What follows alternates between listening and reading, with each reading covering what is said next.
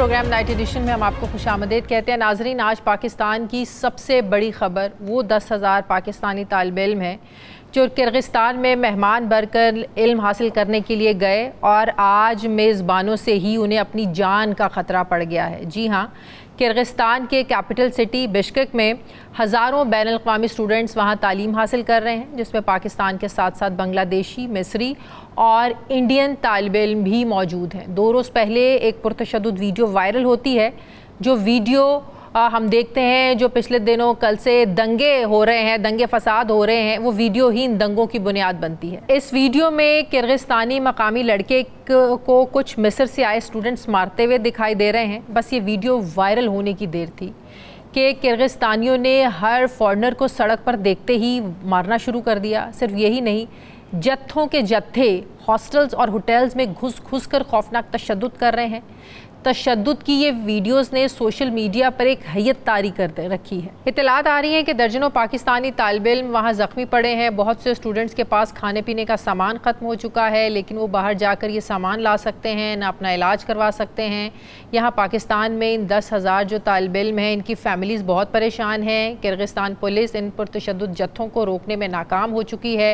हत्ता कि वहाँ के फ़ौज भी उन्होंने तलब कर रखी है, लेकिन वो बड़ी शाहराहों पर मौजूद है, जबकि स्टूडेंट्स जो हॉस्टल्स हैं अंदर गलियों में हैं। वज़ीर आज़म पाकिस्तान ने इन वाक़यात का नोटिस तो लिया है और दफ्तर ख़ारजा और वहाँ मौजूद पाकिस्तानी एम्बेसी को हिदायत दी है कि इन स्टूडेंट्स की हिफाजत के लिए हर मुमकिन कदम उठाएं। वहाँ क्या हो रहा है, पाकिस्तानी तालिबे इल्म को किन चैलेंजेस का, किन मुश्किलात का सामना है और यहाँ पाकिस्तान में उनके ख़ानदान के अफराद पर क्या गुजर रही है, क्या हुकूमत की तरफ से उन फैमिली से कोई रब्ता किया गया है, नहीं किया गया है, उनके बच्चों से बात हो पा रही है, नहीं हो पा रही है, मैं बात करूँगी। मुझे ज्वाइन कर रहे हैं लाहौर स्टूडियोज़ में मोहम्मद हुसैन जट साहब हैं। इनके बेटे, आपके बेटे हैं वहाँ पे किर्गिस्तान में, और मेरे साथ स्टूडेंट हैं किर्गिस्तान से कैफ अल हादी। आप दोनों का बहुत शुक्रिया। सबसे पहले मैं ज़रा कैफ से पूछ लूँ वहाँ की सिचुएशन। अस्सलाम वालेकुम, बहुत बहुत शुक्रिया।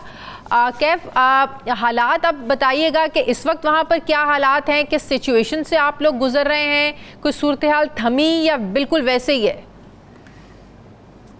अब हालात जो हैं बाहर हैं वो काफ़ी कंट्रोल में है, लेकिन हम घरों से बाहर नहीं निकल सकते। हमें जो उन्होंने मना किया हुआ है घरों से बाहर निकलने के लिए, और बाहर पुलिस वगैरह आज उनकी भारी नफरी जो है तैनात की गई है, और हमें लेकिन फिर भी बाहर निकलने से मना किया गया है क्योंकि जो पुलिस वगैरह है वो सिर्फ रोडों पे है, गलियों में पुलिस वगैरह नहीं है। अगर हम बाहर जाते हैं तो जहाँ के लोकल जो हमारा पीछा करते हैं और हमें तशद्दुद का निशाना बनाना चाहते हैं, लेकिन हमें यही बोला गया कि हम बाहर ना जाएं, तो इसलिए हम जो है ना बाहर नहीं निकल रहे।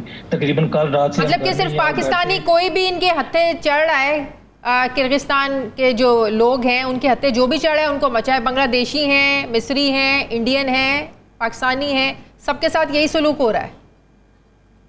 जी जी बिल्कुल, जो भी उनके हत्थे चढ़ जाए फॉरनर हो, बस वो उनके ऊपर तशद्दुद करना शुरू कर देते हैं।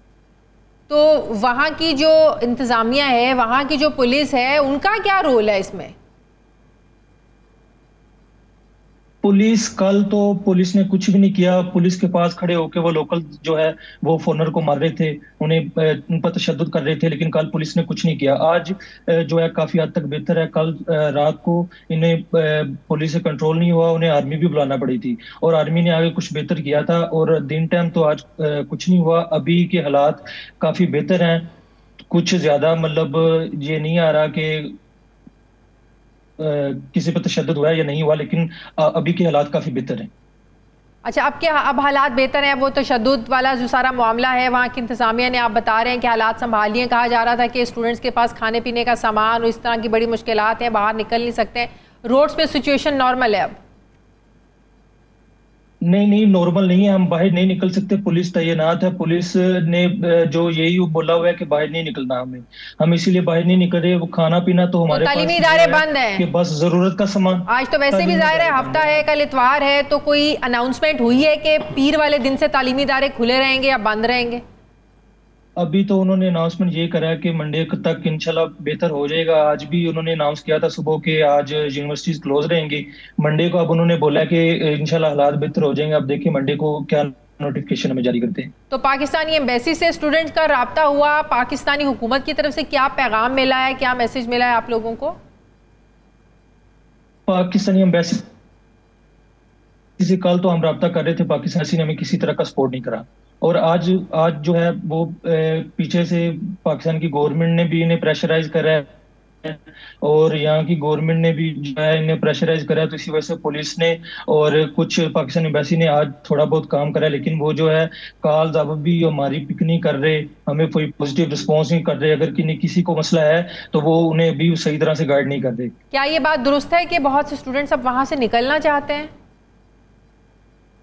जी बिल्कुल दुरुस्त है, वो चाह रहे हैं कि हम एज सुन एज पॉसिबल इस कंट्री से निकल जाएं।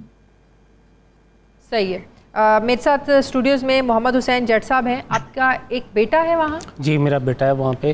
कितने साल से? ये उसको तीसरा साल है, अभी बशकीक में पढ़ रहा है वहाँ पे। मुझे कल शाम को कुछ 7 बजे के करीब कॉल आई है। उसने कहा है कि बाबा यहाँ पे हालात काफ़ी ख़राब हो गए। मतलब उस वक्त तो मुझे ये लग रहा था कि चलें बच्चों की कोई लड़ाई है, स्टूडेंट होते हैं, हाँ भी स्टूडेंट दौर से गुजरे हैं, मैंने कहा कोई लड़ाई हुई होगी। मैंने उससे ये पूछा कि आपकी तो नहीं है? कहता नहीं बाबा, यहाँ पे जो लोकल्स हैं वो पाकिस्तानी स्टूडेंट्स को, इंडियन को, जितने भी फॉरेनर स्टूडेंट हैं सबको मार रहे हैं और बहुत ज़्यादा मार रहे हैं। फिर रात 2 बजे तक तो हम इसी कश्मकश में रहे कि हालात अभी ठीक हो। तबीयत ठीक है? मेरा बेटा अल्हम्दुलिल्लाह बिल्कुल सेफ है। उसको मैंने उसी वक्त ही मना किया था कि आपने बाहर नहीं निकलना, कमरे के अंदर रहना है। वो अपने रूम में कुछ 4 दोस्त हैं इकट्ठे। अभी रात तक का खाना तो मैडम उनके पास था। अभी मैं अब वरी हो रहा हूँ कि अब पिछले 24 घंटे में जी मेरा अभी आपके प्रोग्राम से थोड़ी देर पहले उनसे रब्ता हुआ है। मैंने पूछा, कहते हैं हमारे पास खाने के लिए कुछ ब्रेड वगैरह पड़ी हुई थी, वो हमने खा ली हैं, लेकिन अभी बाहर निकलने के हालात नहीं है। लोकल्स जो है वहाँ पे वो बिल्डिंग्स में छुपे हुए हैं क्योंकि बिल्डिंग्स उनकी अपनी हैं और ये कोई 2, 4, 10 लोग नहीं हैं, हज़ारों की तादाद में लोग हैं। और उनके अंदर मैं आपको बता दूं कि आपने अगर कल की वीडियोस देखी हैं उनमें बाकायदा पुलिस की वर्दियां पहने हुए कुछ लोग थे जिन्होंने आके स्टूडेंट्स को मारा है। अब वहाँ के लोग जो हैं वो ये क्लेम कर रहे हैं कि ये स्टूडेंट ही हैं या हमारे वहाँ के जो लोकल लड़के हैं उन्होंने पुलिस की वर्दियाँ पहनी हुई हैं, ये हमारी पुलिस नहीं है। जबकि मुझे ये समझ आ रही है कि हमारे अगर किसी और मुल्क के साथ लड़ाई हो जाएगी तो हमारे जो मेरे जैसे 2 भाई हैं पुलिस में हैं तो मैं उनको बुलाऊंगा तो वो आ जाएंगे, वो वर्दियों समेत ही आ जाएंगे। तो उनकी पुलिस ने साथ मिल के इन फॉरेनर स्टूडेंट को मारा है। वहाँ पे उनका बिल्कुल कंट्रोल नहीं है, अगर कंट्रोल है भी तो वो करना नहीं चाह रहे। पुलिस ने साथ मिल के मारा है? जी बिल्कुल ऐसे ही। आप कुछ वीडियोस देखें, मैं आपको कुछ वीडियोस मैं भी दे दूंगा कि वहाँ पे पुलिस की वर्दी में कुछ लोग हैं जो स्टूडेंट्स को मार रहे हैं इस मॉब के साथ मिलके। बच्चे वहाँ पे बहुत ज़्यादा परेशान हैं और मुझे लगता है कि अगर खुदा ना खास्ता किसी का आप फैमिली से कोई राब्ता नहीं, नहीं, 24 घंटे से भी ज़्यादा टाइम हो चुका है। मेरा बेटा सारी रात और मैं यहाँ से पाकिस्तान से कोशिश करता रहा, लेकिन किसी बंदे ने कोई नंबर अटेंड नहीं किया। हमारे पास जो पाकिस्तानी एम्बेसी किर्गिस्तान का नंबर था वो भी अटेंड नहीं हुआ। वहाँ पे मैडम आप बात कर रहे थे, अभी मैंने आपकी सुनी है कि एम्बेसी क्या राब्ता करेगी। 2-3 बंदे हैं वहाँ पे, एक ब्राय नाम से एम्बेसी है वहाँ पे, कौन सा हमारा कोई 150 बंदा है कि जो चला जाएगा। 2 दफ़ा जो है हमारे गए हैं वहाँ पे एम्बेसडर और पुलिस चीफ से मिलने के लिए, वो भी मुझे बेबस नज़र आ रहे हैं। कुछ दोस्तों का राब्ता हुआ है वहाँ पे, कुछ मेरे अपने दोस्त हैं जिनके बच्चे वहाँ पे पढ़ते हैं। ज़रा मेरा बेटा है तो मेरे उन लोगों के साथ अच्छे रिलेशन भी हैं, कुछ दोस्तों की बेटियां भी हैं वहाँ पे। हम सबसे ज़्यादा उनके लिए वरी हो रहे हैं, मेरी बेटियां। और मैं अपने बेटे के लिए आपके प्रोग्राम में आके नहीं बैठा, मैं उन 10-12 हज़ार स्टूडेंट जो पाकिस्तान के निकलना चाहते हैं वहाँ से। जी सारे के सारे लोग निकलना चाहते हैं। और मैडम तकलीफ वाली बात ये, अभी मेरे बेटे ने मुझे बताया था कि बाबा वो हमसे पैसे मांग रहे हैं। वहाँ पे एजेंट्स हैं जो स्टूडेंट्स को लेके जाते हैं, उनके अपने जहाज हैं। पैसे किस चीज़ के लिए मांग रहे हैं? और आपको यहाँ से निकाल देते हैं? जी हम आपको निकाल देते हैं, आप हमें ओवर चार्जिंग के पैसे दें, हम आपको यहाँ से निकाल लेते हैं। जबकि अभी तक बिल्डिंग में तो कोई बंदा नहीं गया वहाँ पे, ना कोई पाकिस्तान का बंदा गया, ना उनका कोई सिक्योरिटी का बंदा गया। वो कहीं चौकों में दूर दूर खड़े हुए हैं पुलिस वाले। उनको बिल्कुल इस बात से कोई सरोकार नहीं है कि यहाँ पे पाकिस्तानी बच्चे, इंडियन, बांग्लादेशी, कोई भी है वहाँ पे, बस वो फॉरेनर्स को अपने, मुझे ये लगता है वो अपने बच्चों को बचाने के लिए खड़े हुए शायद। लेकिन अभी हमारे बच्चों के प्राइम मिनिस्टर साहब ने इसहाक डार साहब को, जो नायब वज़ीर आज़म, उनको कहा है कि उनको खुद जाना चाहिए, वो खुद जाएंगे अब वहाँ पर। मैडम ये बात तो बहुत अच्छी है, लेकिन क्योंकि अगर शहबाज शरीफ साहब का बेटा होता वहाँ पे तो अभी तक पहुँच चुके होते। वो बेटा क्योंकि मोहम्मद हुसैन साहब का है तो इसलिए वो नहीं जाएंगे, इसहाक डार साहब का। और इनमें से जो अदारे हैं जिनके सरबराह बड़े बड़े बैठे हुए हैं, उनमें से किसी का बच्चा वहाँ बशकीक में नहीं पढ़ता। मुझे पता है इनके सबके बच्चे अगर पढ़ते हैं तो अमेरिका, कनाडा, इंग्लैंड में पढ़ते हैं या ऑस्ट्रेलिया में पढ़ते हैं। बच्चे तो हमारे जैसे लोगों ने जिन्हें ज़मीनें जायदादें बेची उनके वहाँ पे पढ़ रहे हैं ना, और बेसिकली रुल रहे हैं। अब बात यह है कि बच्चों को निकालना एक सेकंड मसला है। कैफ साहब आप बताइएगा, इस वक्त आप लोगों का मुतालबा क्या है? आप क्या चाहते हैं कि पाकिस्तानी हुकूमत आप लोगों के लिए क्या करे? हम यही चाहते हैं कि पाकिस्तानी जो हुकूमत है वो एज सुन एज पॉसिबल ये जो मसला चल रहा है इसको सोल्व करे, ताकि जो हम घर से बाहर निकल सके। हमारे पास तो चलो, मैं अपनी बात कर रहा हूँ कि मेरे पास हमारे फ्लैट पे तो थोड़ा बहुत खाने का सामान पड़ा था, हम तो खा लेंगे। जो बाकी दोस्त हैं मेरे, जो बाकी फ्लैट वाले हैं, जो बाकी स्टूडेंट्स हैं, वो क्या करेंगे? अगर उनके पास अगर खाना खत्म हो जाता है तो वो क्या करेंगे आगे? उसके अलावा जो बात है कि कुछ किर्गिज यहाँ के लोकल जो आदमी हैं, जो औरतें हैं, वो इतनी पर्सनल हुई हैं कि आप अगर उनकी मैगजीन पे सामान लेने जाते हैं तो वो फौरन के आपको कुछ खाने पीने के लिए चीजें भी नहीं दे रही।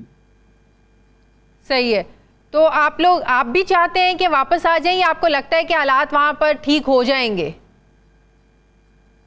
नहीं मैम, देखें, अगर हालात यहाँ बेहतर हो भी जाते हैं तो हमें ऐसी कंट्री में रहने का कोई शौक ही नहीं है जहाँ जो हमसे पैसे लें, ठीक है, हमसे टैक्स लें, हमारी की वजह से इनकी इकोनॉमी जो है वो सिक्योरिटी ना मिले आप लोगों को, और बाद में हम पे सिक्योरिटी ना मिले ना।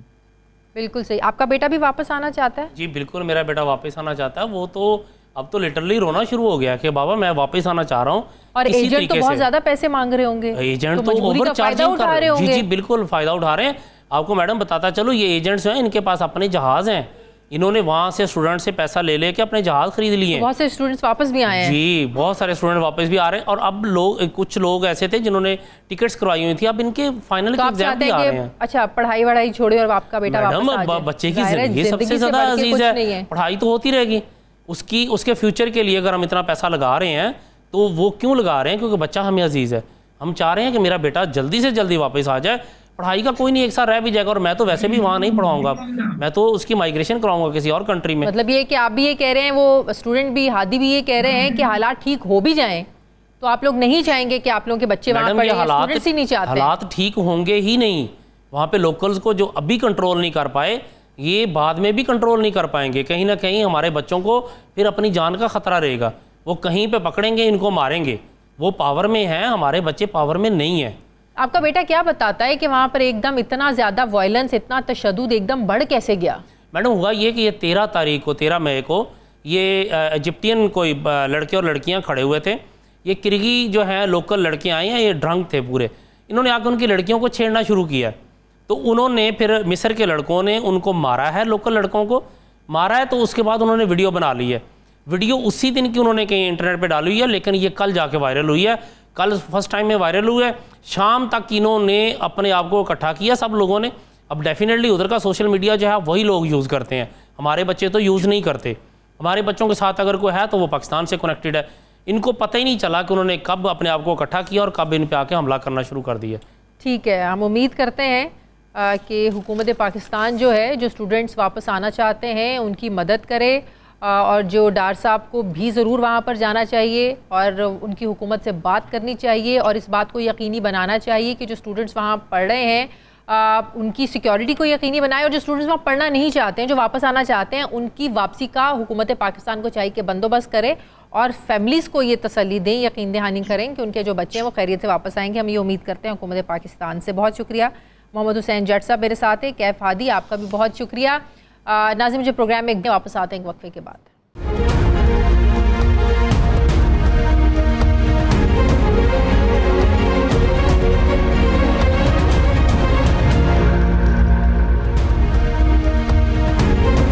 ब्रेक के बाद एक बार फिर से आपको खुशामदीद कहते हैं। नाज़रीन, इमरान खान ने एक बार फिर हुक्मरान इत्तेहाद की तरफ से मुज़ाकरात की जो पेशकश है उसको मुस्तरद किया है। मुस्लिम लीग नून पीटीआई को मुज़ाकरात की ऑफ़र करे, या बिलावल भुट्टो जरदारी मुल्की मसाइल के हल के लिए सियासतदानों को हाथ मिलाने का मशवरा दें।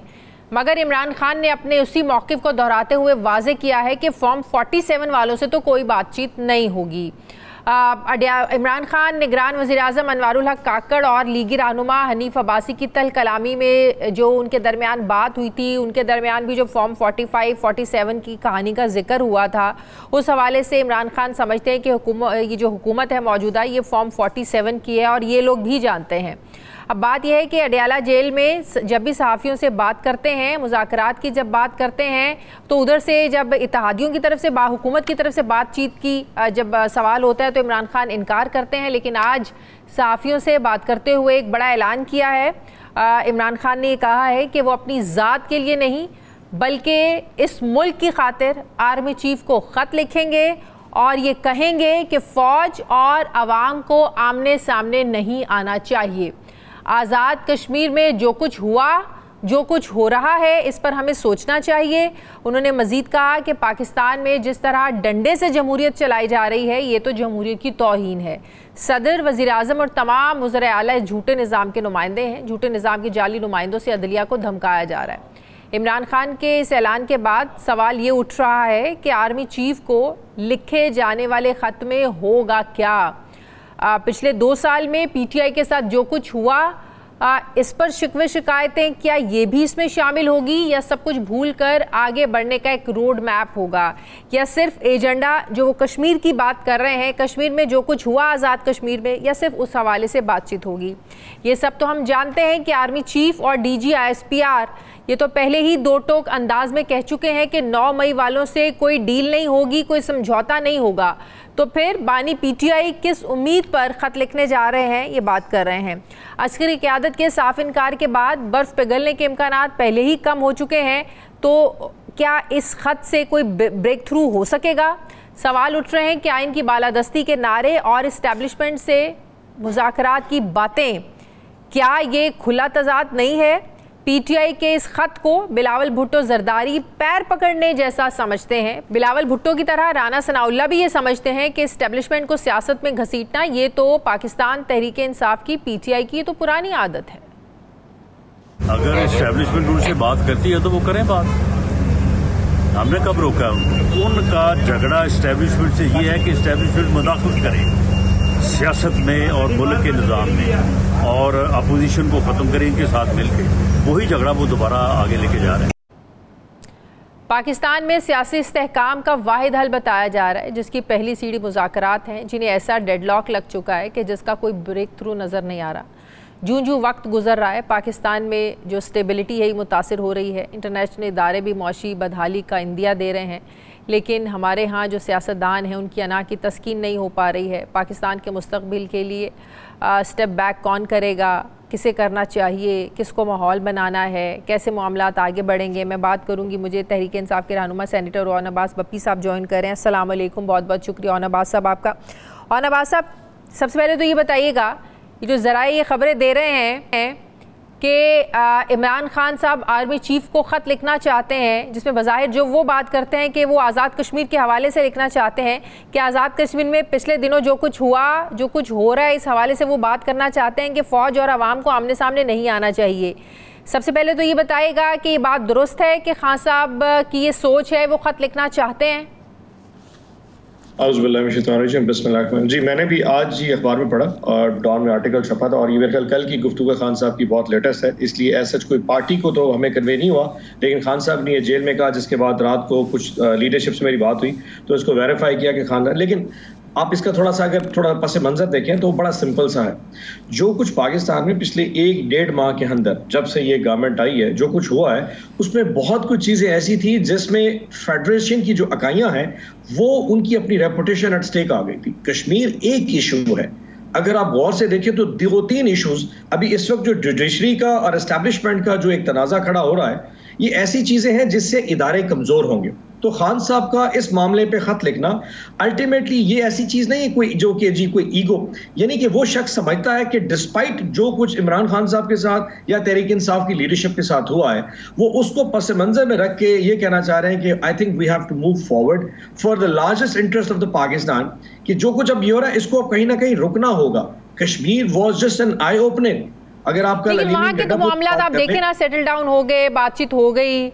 पिछले हफ्ते तो बहुत ज़्यादा हालात ख़राब थे ना आज़ाद कश्मीर में, बाद में चीज़ें सेटल डाउन हो गई वहाँ पे।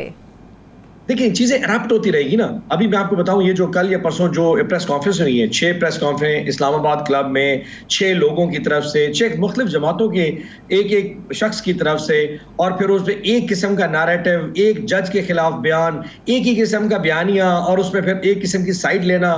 ये सारी चीजें शो करती हैं कि कहीं ना कहीं कुछ ना कुछ सिस्टम में खराब हो रहा है। सो पहले अगर पीटीआई एट फ्रंट थी तो अब जुडिशरी एट फ्रंट आ चुकी है।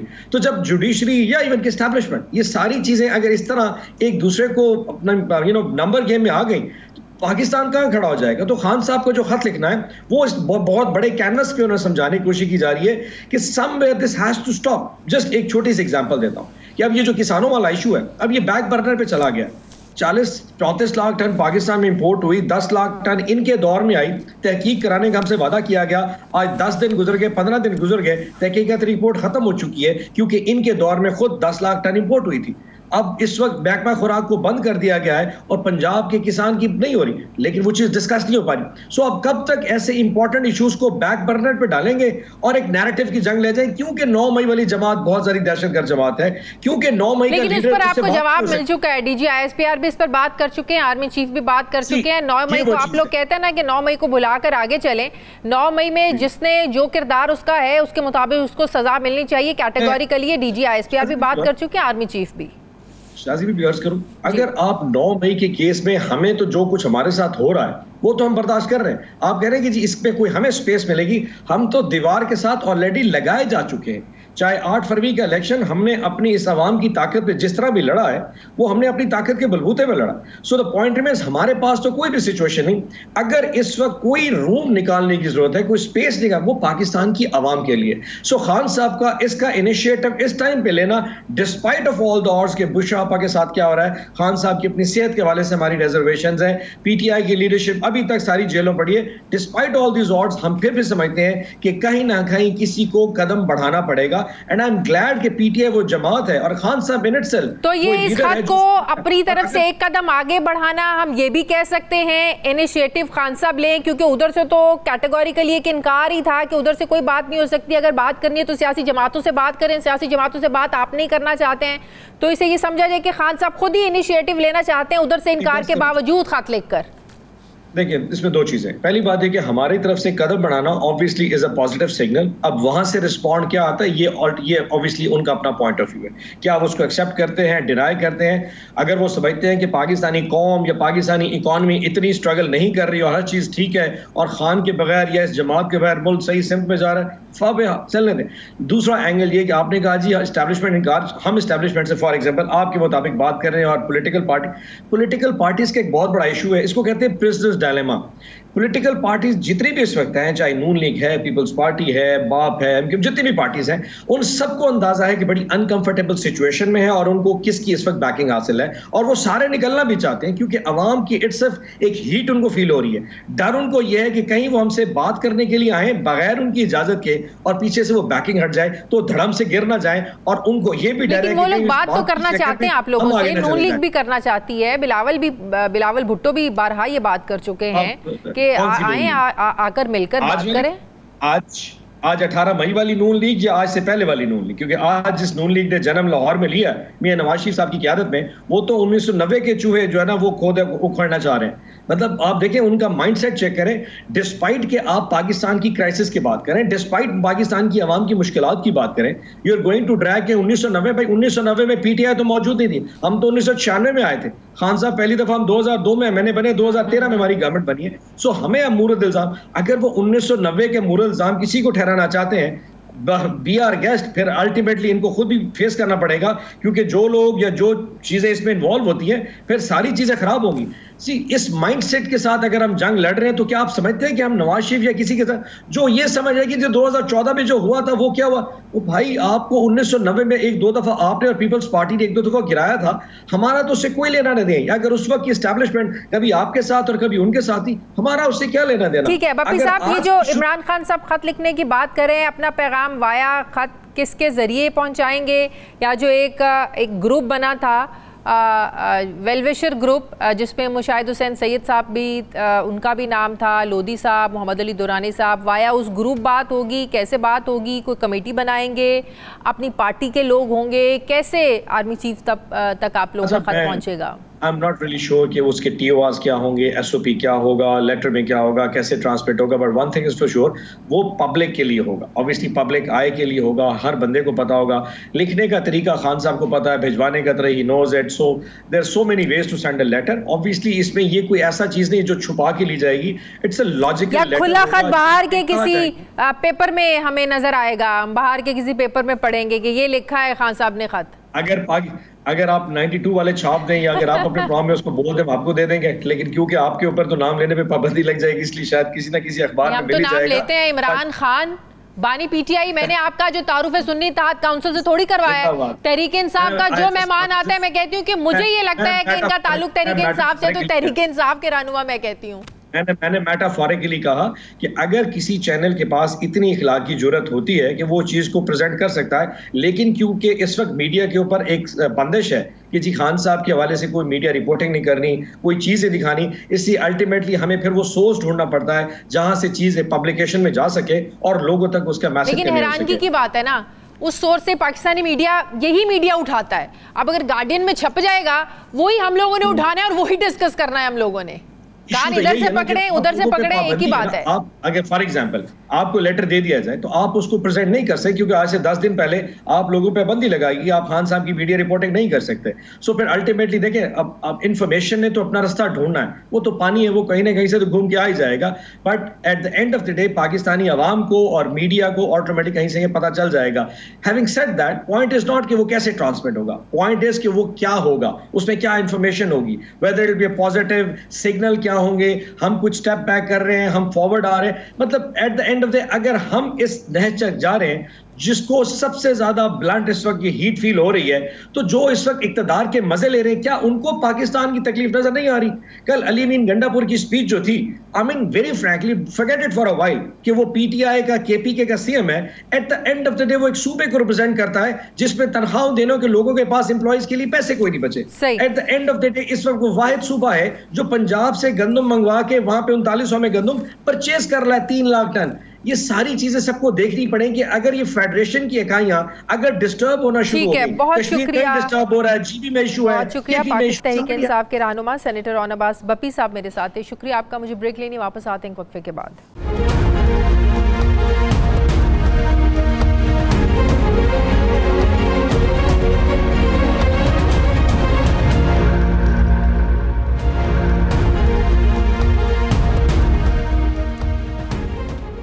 ब्रेक के बाद एक बार फिर से आपको खुशामदीद कहते हैं। नाज़रीन, पाकिस्तानी सियासत पहले ही बंद गली में है, ऊपर से खैबर पख्तूनख्वा और वफाक के दरमियान महाजराई जहां तलखियां बढ़ा रही है, वहीं पर पाकिस्तान को बतौर फेडरेशन भी कमज़ोर कर रही है। जब से अली अमीन गंडापुर वज़ीर आला बने हैं, उनके लबो लहजे में वफाक के लिए हमने बड़ी सख्ती देखी है। वो सूबे के मसाइल के हल के लिए वज़ीर आज़म शहबाज शरीफ से मिले भी, लेकिन मसाइल हल नहीं हुए, तो अब उनका लहजा और सख्त हो गया है। अली अमीन गंडापुर का ये मुतालबा है कि वफाक ने बिजली की मद में 1510 अरब रुपए खैबर पख्तूनख्वा को देने हैं। KPK के बिजली के लाइन लॉसेस 100 अरब रुपए के हैं, तो वफाक के पैसे काटे और बाकी सूबे को दे, मगर मेरे लोगों को ना चोर कहें ना लोड शेडिंग यहाँ पर की जाए। मुतालबात पूरे करने के लिए वज़ीर आला ने वफाक को 15 दिन का अल्टीमेटम दे रखा है। इससे पहले कि KPK हुकूमत के मुतालबात पर वफाक की हुकूमत सर जोड़कर बैठती, इस बयानबाजी का कोई हल निकलता, इससे पहले ही वज़ीर आला अली अमीन गंडापुर को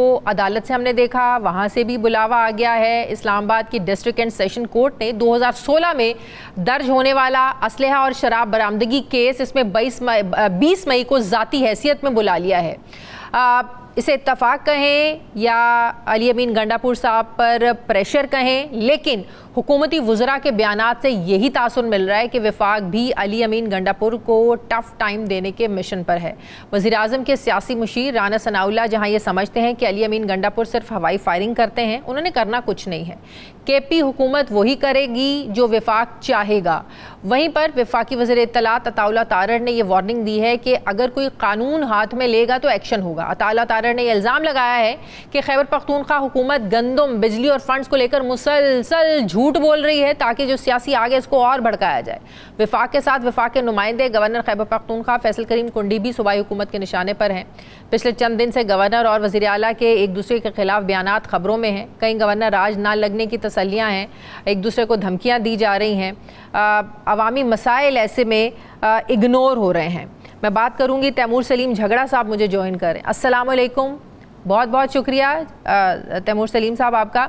हम देख रहे हैं जब से अली अमीन गंडापुर साहब वज़ीर आला बने हैं उनके लहजे में भी सख्ती देखी है। एक तरफ वो मिलते भी हैं, दूसरी तरफ फिर पार्टी के अंदर ये भी सवालात भी उठते हैं कि खान साहब खुश भी नहीं होते हैं जिस तरीके से उनकी प्राइम मिनिस्टर के तस्वीर सामने आती हैं।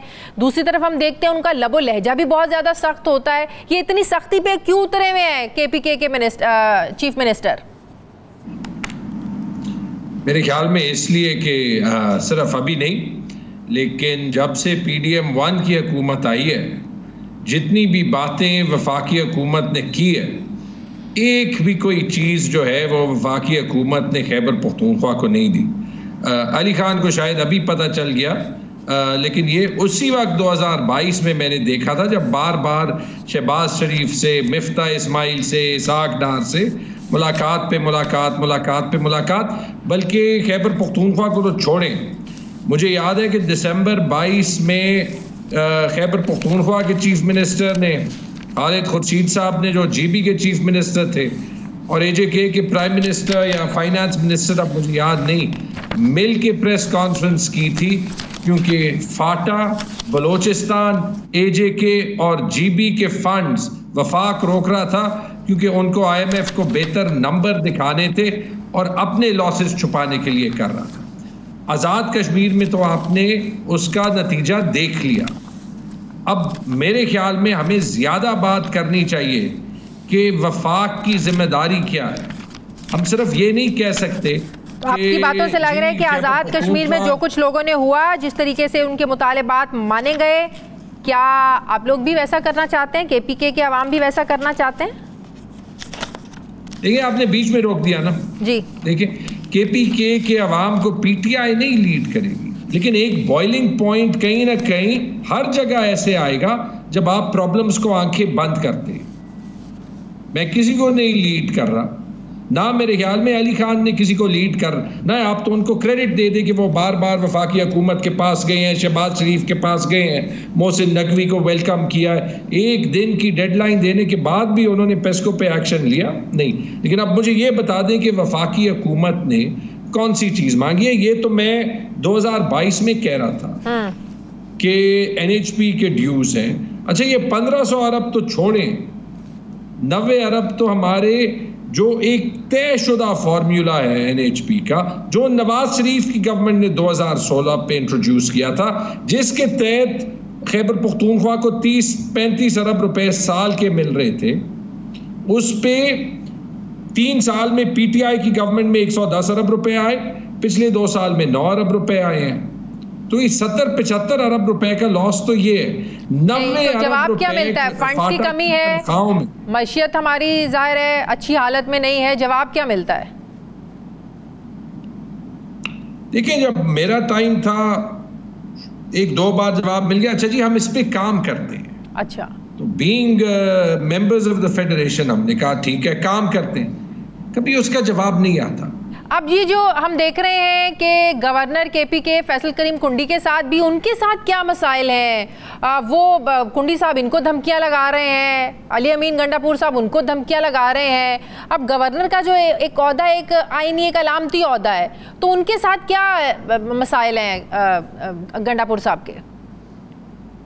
मुझे हैरत हो रही है, हम बार बार खैबर पख्तूनख्वा के मसलों के बजाय मसाले पे बात कर रहे हैं। यही तो मैं करना चाहती हूँ, यही तो मैं कहना चाहती हूँ कि हम क्यों ऐसी उलझनों में उलझे हुए हैं, बजाय इसके कि अवाम के मसाइल पर बात हो। आप लोग भी उस पर करें, गंडापुर साहब भी करें, हम ये लड़ाई झगड़े की बातें रोज क्यों सुनते हैं?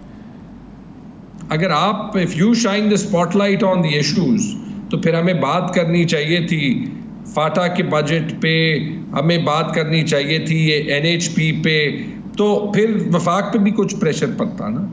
याद रखें कि छोटे सूबों का इस्लामाबाद में या हमारी मेन स्ट्रीम मीडिया पे इतनी कम आवाज़ उठती है कि actually I think it's shame. आपने जो बात की उसका भी जवाब दे देता हूँ। देखिए, मेरे ख्याल में ये सारी जो है ना, ये नतीजा इसी का है। मैं जो है वो कोई अल्फाज को जो है वो जस्टिफाई नहीं कर रहा, ये नतीजा इसी का है कि पाकिस्तान में प्रॉब्लम सॉल्व नहीं होते। उसका फिर मुख्तलिफ लोगों का मुख्तलिफ तरीके से रिएक्शन आता है। एक मेरे ख्याल में ये वजह है। दूसरी वजह ये है कि DI खान की पॉलिटिक्स शायद गवर्नर हाउस और चीफ मिनिस्टर हाउस के दरमियान प्ले कर रही है। मेरा जो है अपने सूबे के लिहाज से दो जो है वो सजेशंस है दोनों को, गवर्नर को, चीफ मिनिस्टर को जी। एक तो ये कि अल्टीमेटली सूबे के मसलों पे खैबर पख्तूनख्वा जैसे सूबे में सबको साथ चलना चाहिए, क्योंकि ये वफाक के सूबे के साथ मसले।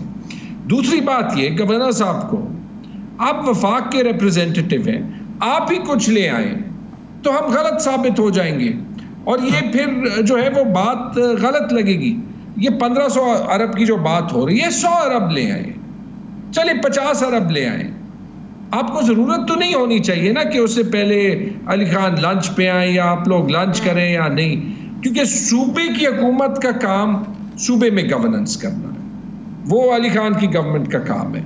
गवर्नर का काम वफाक का रिप्रेजेंटेटिव होना है। तो अगर वो अली अमीन गंडापुर की बात नहीं सुन रहे तो फैसल कुंडी की बात सुन लें, वो इसमें आ जाए। इस बार आप नहीं समझते कि KPK के जो मसाइल हैं उस पर एक मौसर आवाज़, जो एक मौलाना साहब का भी ज़ाहिर एक बड़ा वोट बैंक है KPK में, इस बार तो उनकी भी आवाज़ आप लोगों के साथ शामिल है, चाहे वो धांधी को लेकर हो, चाहे मसाइल को लेकर हो, चाहे इस हुकूमत पर, मौजूदा हुकूमत पर तनकीद हो। तो इस बार तो KPK के जो मसाइल हैं उस पर तो बात मौलाना साहब भी कर रहे हैं, मौलाना साहब की एक आवाज़ आप लोगों के साथ शामिल हो रही है। तो इससे आपको नहीं लगता कि वफाक पर ज़्यादा प्रेशर पड़ेगा? देखिए, वफाक पे प्रेशर तो बेइंतहा है, लेकिन वो प्रेशर शुरू होता है कि 17 सीटों से जो हुकूमत बनेगी उस पे प्रेशर ही होगा। इस मसले को जड़ से सॉल्व करते हैं, और जड़ से सॉल्व करने के लिए दो बातें हैं। ये मैंडेट जो दिया गया है, इट इज टू फ्रेश के लोग इसको भूल जाएं। अब जो भी हुआ है, इतनी जुर्रत वफाकी हुकूमत को दिखानी पड़ेगी कि इसका ऑडिट हो, दूध का दूध, पानी का पानी हो।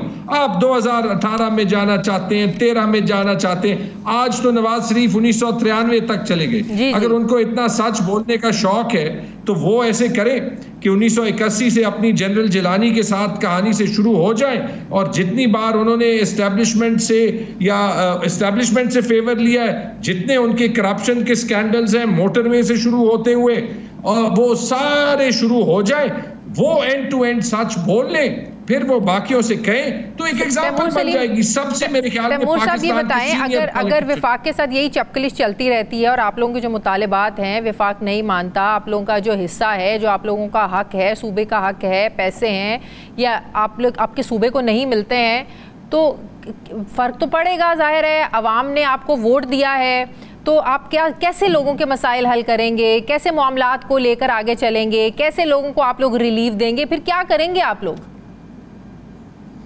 देखिए जी, मसाइल हल हो जाएंगे ऑब्वियसली, ना सारे मसाइल एक हुकूमत हल कर सकती है ना दूसरी, लेकिन ये याद रखें कि जो जुल्म, जो नाइंसाफ़ी वफाकी हुकूमत छोटे सूबों के साथ कर रही है, जो जुल्म, जो नाइंसाफ़ी हमारा गवर्नेंस जो है वो पाकिस्तान के जिस हिस्से के साथ भी कर रहा है, वो बलूचिस्तान हो, वो फाटा हो, वो आज़ाद कश्मीर या जो गिलगित बल्तिस्तान हो, नुकसान पाकिस्तान का होता है। बिल्कुल, हमें ये समझना चाहिए, और ये मैं एक PTI के लीडर के तौर पे सिर्फ ये बात नहीं कर रहा कि ये पाकिस्तान जो है वो उसके कंस्टिट्यूएंट यूनिट्स हैं। पंजाब भी जरूरी है, सिंध भी जरूरी है, खैबर पख्तूनख्वा, बलोचिस्तान, AJK, GB। बिल्कुल समझें कि ये सेंटर जो है ये कोई एब्स्ट्रैक्ट, ये सेंटर इसीलिए बना है कि ये जो सारा एरिया है इसको तरक्की दे दे। जब हम ये समझ जाएंगे, इसको कहते हैं फेडरलिज्म, सही, पाकिस्तान तरक्की करेगा। अफसोस के साथ ना PMLN को समझ है, ना हमारी इस्लामाबाद ब्यूरोक्रेसी को समझ है, और ना एक ऐसे सिस्टम में जहां पे 17 सीट की एक पार्टी जो है वो बिठा दी जाए और पूरी कौम, इनफैक्ट वो खुद भी जो है, वो नवाज शरीफ ने बेसिकली पाकिस्तान के गवर्नेंस सिस्टम पे आज इल्जाम उठाया, इसको करें ताकि पाकिस्तान आगे बढ़ सके। ठीक है, बहुत शुक्रिया। तहरीक रहनुमा तैमूर सलीम झगड़ा साहब मेरे साथ थे, बहुत शुक्रिया। प्रोग्राम का वक्त खत्म हो गया। नाज़रीन फीडबैक दें, अपना ख्याल रखें, मुझे इजाज़त दें, अल्लाह हाफ़िज़।